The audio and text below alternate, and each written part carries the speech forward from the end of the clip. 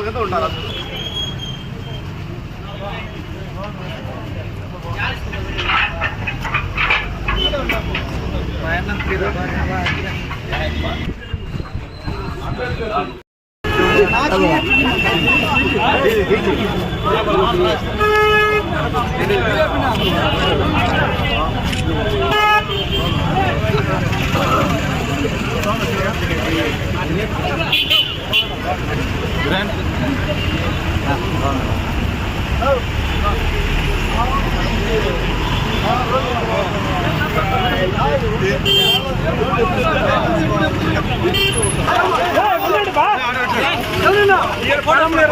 రెడ్డి గారి నాయకత్వం, రెడ్డి గారి నాయకత్వం, రెడ్డి గారి నాయకత్వం, గారి నాయకత్వం. జై జగన్, రెడ్డి నాయకత్వం, రెడ్డి నాయకత్వం, రెడ్డి నాయకత్వం.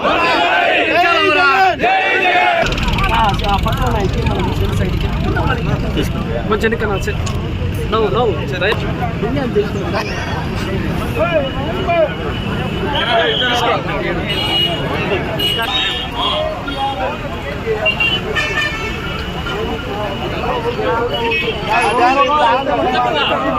ఈడ నువ్వు తీసుకున్నావు.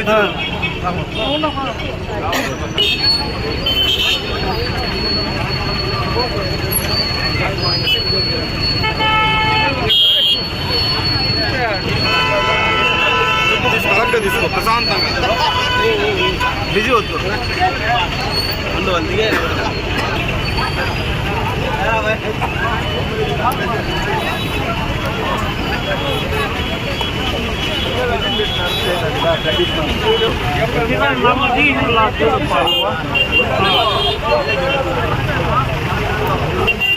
జగన్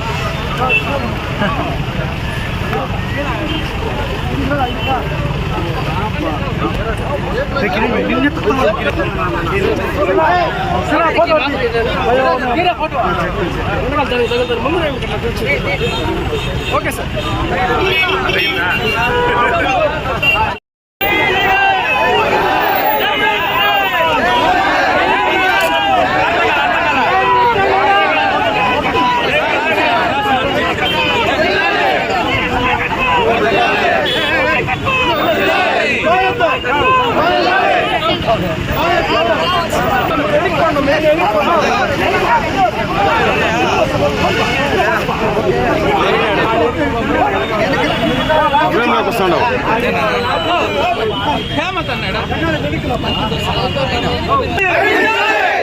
అక్రమ అరెస్టుని అక్రమ అరెస్టుని జై జగన్, జై జగన్, జై జగన్, జై జగన్, జై జగన్, జై జగన్. బిజెపి రాజ్యం, దొంగల రాజ్యం, దోపిడీ రాజ్యం. బిజెపి రాజ్యం, బిజెపి రాజ్యం, దొంగల రాజ్యం, దోపిడీ రాజ్యం. బిజెపి రాజ్యం, బిజెపి రాజ్యం, దొంగల రాజ్యం, దోపిడీ రాజ్యం. మిత్రులను అక్రమ అరెస్టు, మిత్రులను అక్రమ అరెస్టు, మిత్రుల నాయకత్వం వర్ధిల్లాలి, మిత్రుల నాయకత్వం వర్ధిల్లాలి, మిత్రుల నాయకత్వం వర్ధిల్లాలి. జై జగన్, జై జగన్, జై జగన్, జై జగన్, జై జగన్, జై జగన్. బిజెపి రాజ్యం, బిజెపి రాజ్యం, దొంగల రాజ్యం, దోపిడీ రాజ్యం. బిజెపి రాజ్యం, బిజెపి రాజ్యం, దొంగల రాజ్యం, దోపిడీ రాజ్యం. బిజెపి రాజ్యం, బిజెపి రాజ్యం, దొంగల రాజ్యం, దోపిడీ రాజ్యం. మిత్రుల అక్రమ అరెస్టు, మిత్రుల అక్రమ అరెస్టు, మిత్రుల అక్రమ అరెస్టు.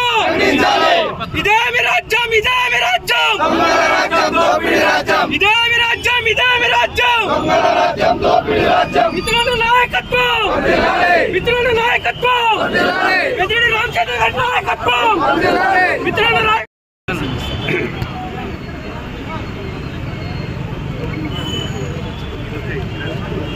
అందరికీ నమస్కారం.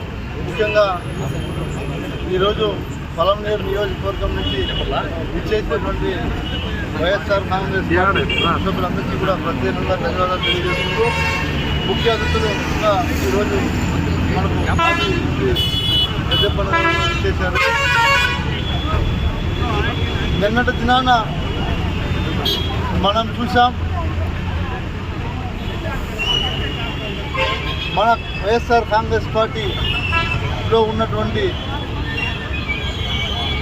ఎంపీ మిథున్ రెడ్డి గారిని అక్రమంగా అరెస్ట్ చేయడం రాష్ట్ర వ్యాప్తంగా ఒక సంచలనాన్ని సృష్టించి ఏదైతే వైఎస్ఆర్ కాంగ్రెస్ పార్టీకి పిల్లర్లుగా ఉంటున్నారో, అంటే పెద్దిరెడ్డి రామచంద్రారెడ్డి గారి కుటుంబం వైఎస్ఆర్ కాంగ్రెస్ పార్టీకి తోడు నీడ, అదేవిధంగా వైఎస్ఆర్ కాంగ్రెస్ పార్టీలో ఉన్నటువంటి సభ్యులందరికీ కూడా అండగా ఉండటం, ఇది ఎవరు ఒప్పుకున్నా ఒప్పుకోకపోయినా వాస్తవం.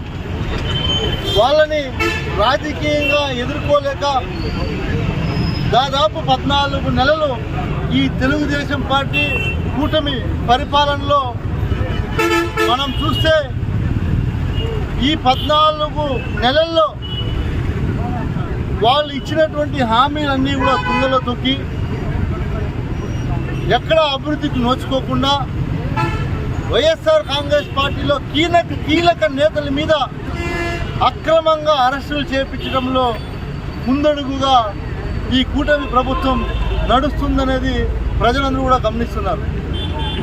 మేము ఈరోజు కూటమి ప్రభుత్వాన్ని సూటిగా ప్రశ్నిస్తున్నాం. ఆయన 3 సార్లు ఎంపీగా గెలిచి ఈరోజు భారతదేశంలోనే ఒక గుర్తింపు అయినటువంటి వ్యక్తిగా ఎంపీ మిథున్ రెడ్డి గారి చరిత్ర ఉంది. అలాంటి వ్యక్తి మీద కూటమి ప్రభుత్వం అక్రమంగా అన్యాయంగా ఎవరో ఏదో చెప్పారని, ఎవరో ఏదో వాంగ్మూలం ఇచ్చారని, ఎక్కడా కూడా ఆధారాలు లేకుండా, ముఖ్యంగా గమనించాల్సిన విషయం ఏంటంటే మిథున్ రెడ్డి గారిని ఎవరైతే ఈ కేసుకు సంబంధించిన అధికారులు ఇప్పటికే విచారించారు. విచారణకు ఆయన హాజరవటం మనం అందరూ కూడా గమనించాం. గతంలో కూడా విచారించారు. ఆయన ఒకటే చెప్పాడు, విచారణకు వెళ్ళి వచ్చిన తర్వాత కూడా మీరు ఎప్పుడు పిలిచినా నేను మీకు అందుబాటులో ఉంటా, విచారణకు నేను ఖచ్చితంగా సహకరిస్తానని చెప్పడం జరిగింది. అయినా సరే అనేక రకాలుగా అధికారులను అడ్డం పెట్టుకొని వేధించి, అధికారులను అడ్డం పెట్టుకొని ఎలాగైనా సరే లిక్కర్ స్కామ్లో చంద్రబాబు నాయుడు గారు ఉన్నటువంటి జైలు, రాజమండ్రి జైలుకి మిథున్ రెడ్డి గారిని ఎలాగైనా సరే పంపించాలని ఈరోజు ఈ కూటమి ప్రభుత్వం సభ్యులు కావాలనే, మీరు గమనిస్తే రాజమండ్రి జైల్లో ఈరోజు ఉంచారు మిథున్ రెడ్డి గారిని. మీరందరూ కూడా గమనించండి. జైల్లో ఉంచొచ్చంటే గుంటూరులో జైళ్ళు ఉన్నాయి, నెల్లూరులో జైళ్ళు ఉన్నాయి, చిత్తూరులో జైళ్ళు ఉన్నాయి. కానీ రాజమండ్రి జైల్లోనే చంద్రబాబు నాయుడు ఉన్నటువంటి జైలుకే పంపించారంటే వీళ్ళు ఎంత కక్షపూరిత రాజకీయాలు చేస్తున్నారో గమనించాలని నేను కోరుకుంటా ఉన్నా. ఒకటే తెలియజేస్తున్నాం, ఎవరైతే తొత్తులుగా పనిచేస్తున్నటువంటి అధికారులందరికీ కూడా మేము హెచ్చరిస్తున్నాం. ఏ పార్టీ కూడా అధికారం శాశ్వతం కాదు కాదు కాదు గుర్తుపెట్టుకోండి. అధికారులు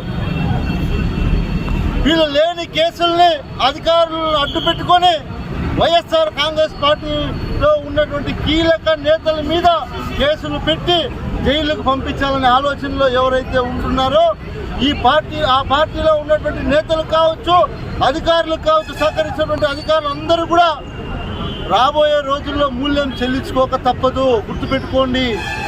ఎందుకు ఈ మాట చెప్తున్నామంటే గడిచిన మా ప్రభుత్వం 5 సంవత్సరాల్లో జగన్మోహన్ రెడ్డి గారు ప్రజలకు ఇచ్చినటువంటి హామీలన్నీ కూడా తూచా తప్పకుండా నెరవేర్చి ఈరోజు మీరు కేవలం ఒక ఈవీఎం ద్వారా ఈవీఎంలు మేనేజ్ చేసి ఈ కూటమి ప్రభుత్వం అధికారంలోకి వచ్చింది అని దేశవ్యాప్తంగా చర్చలు జరుగుతున్నాయి. దీంట్లో ఎవరెవరు ఇన్వాల్వ్ అయ్యారు, దీంట్లో ఎంతమంది అధికారులు ఇన్వాల్వ్ అయ్యారు, ఇవన్నీ కూడా కాకుండా ప్రస్తుతానికి బయటకు రాకపోవచ్చు. లేట్గానైనా సరే లోతుగా దర్యాప్తులు జరిపి ఎవరెవరు దీంట్లో ఏమేమి చేశారో అన్నీ కూడా నిజాలు బయటకు వస్తాయి. ఒక్కొక్కరు చేసినటువంటి తప్పులకు ఖచ్చితంగా శిక్షలు కూడా పడతాయని గుర్తు చేస్తున్నాం. మీ అందరికీ కూడా తెలియజేస్తున్నాం. ఒకటి మేము కోరుకుంటున్నాం, ఈ కూటమి ప్రభుత్వాన్ని మీకు చేతనైతే మీరు చెప్పినటువంటి వాగ్దానాలు నెరవేర్చండి, మేము కూడా శభాష్ అంటాం. అంతేగాని చేతకాక ఈ రోజు వైఎస్ఆర్ కాంగ్రెస్ పార్టీకి గట్టిగా అండగా ఉన్నటువంటి నేతల మీద కుట్ర చేసి కుతంత్రాలు చేసి జైలుకు పంపించేంత మాత్రాన ఇక్కడ ఎవరు భయపడరు, గుర్తుపెట్టుకొని తెలియజేస్తా ఉన్నాం, హెచ్చరిస్తా ఉన్నాం. కూటమి ప్రభుత్వాన్ని కూడా గుర్తుపెట్టుకోండి. మా ఒకటే డిమాండ్, ఈ రోజు ఇలాంటి అరెస్టులు ఎన్ని చేసినా మేము రోడ్లోకి వస్తాం, ఖచ్చితంగా కూటమి ప్రభుత్వాన్ని నిలదీస్తాం. మీరు చెప్పినటువంటి హామీలు నెరవేర్చేంత వరకు ప్రజల పక్షాన మేము నిలబడి పోరాడతామని కూడా తెలియజేసుకుంటూ రాబోయే రోజుల్లో మీకు తగినటువంటి బుద్ధి ప్రజలే తెలియజేస్తారని కూడా తెలియజేస్తున్నాం. ఎందుకంటే మీరు, మీ కుమారుడు మీకున్నటువంటి బీజేపీ పార్టీలో కావచ్చు, అదేవిధంగా జనసేన పార్టీ కావచ్చు, ఒకటి మీరు ఆత్మ పరిశీలన చేసుకోండి. ఎందుకంటే ఇవన్నీ కూడా ఎన్నికల్లో జగన్మోహన్ రెడ్డి గారు ఆ రోజు ఎన్ని పథకాలు ఇస్తున్నారో వాటికన్నా రెట్టింపు ఇస్తాం, సంపద సృష్టిస్తాం.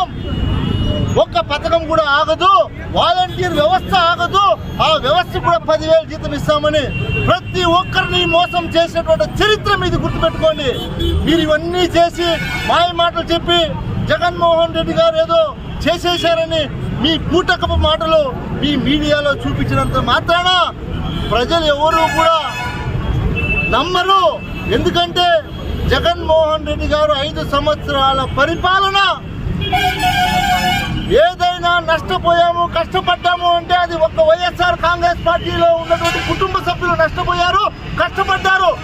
అదే విధంగా నేను తెలియజేస్తున్నా, ఈరోజు తెలుగుదేశంలో ఉన్నటువంటి ప్రతి ఒక్కరు కూడా ఆనాడు మా ప్రభుత్వంలో లబ్ధి పొందారు. మేము ఈరోజు కాలర్ ఎగరేసుకొని తిరిగే దమ్ముంది మాకు. మీరు 14 నెలల పరిపాలన గ్రామాల్లోకి వెళ్ళండి, గ్రామాల్లోకి వెళ్తే మీ సంగతి ఏమో ప్రజలు తెలుస్తారని కూడా నేను తెలియజేస్తా ఉన్నాను. కాబట్టి ఇలాంటి ప్రయత్నాలు మానుకొని ప్రజలకు ఇచ్చినటువంటి వాగ్దానాల మీద మీరు దృష్టి పెట్టి ప్రజలకు సేవ చేసే విధంగా మీరు నడుచుకోవాలని ఆ భగవంతుడు మీకు ఇంకనైనా మంచి బుద్ధిచ్చి వారి ప్రజలకు మంచి చేయాల్సిందిగా కోరుకుంటూ మరొకసారి ఇచ్చేసినటువంటి మీడియా సోదరులందరికీ కూడా పేరు పేరున ధన్యవాదాలు తెలియజేసుకుంటూ